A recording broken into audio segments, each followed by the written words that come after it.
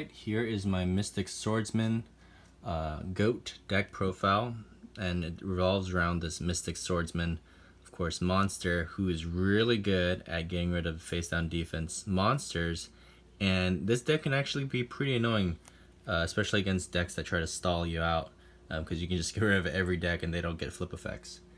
So of course, first we're going to run 3 of the Mystic Swordsman level 2. So yeah, he gets rid of a face down defense, whatever it is, no flip effects occur, no matter how bulky it is, like a Gravekeeper, and then he can bring out Mystic Swordsman level 4. The only issue with him is that you have to set him before you can play him. You can't just normal summon him. So he might not be as good as number 2, but he is pretty beefy at 1900 attack. Then we play 2 level 6s. Same thing, he has to be set first before summoning, so you gotta flip summon him, but you can bring him out with levels Mystic Swordsman level 4. Now into our other warriors.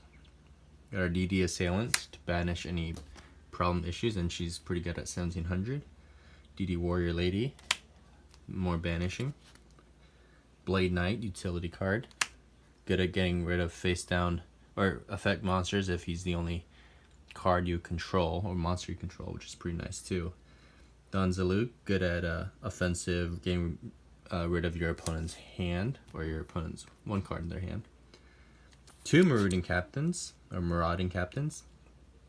He's good to combo off with your Mystic Swordsman level 4 because he can bring him. You can special summon a level 4 lower monster from your hand. So of course you're gonna bring out Mystic Swordsman in face-up attack mode if your opponent has a face-down defense monster, especially.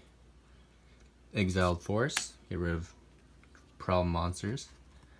Gigantus, not a warrior, so we're getting into our other cards now, but he's good at getting rid of back row if he dies from battle. Magician of Faith, you get some spell cards back. Cyberjar, refresh the field, get rid of monsters, set your own monsters. Or if your opponent starts setting monsters, that's good news for you. Same with this. This one forces them to bring out and set more monsters, so you can get rid of them.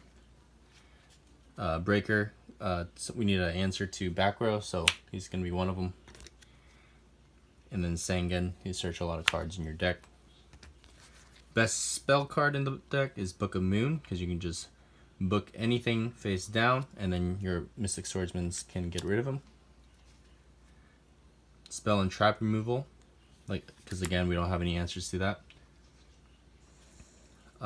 Graceful and Pot of Greed for draw power. There's a lot of warriors in this deck, so it makes sense to run 2 of those. Give you more consistency and utility. Swords, because it's a warrior deck and you gotta have a sword in there, and it's also a pretty good defensive card. Snatch Steal. Premature Burial, good for bringing out your Mystic Swordsman again, so then they be annoyed even further.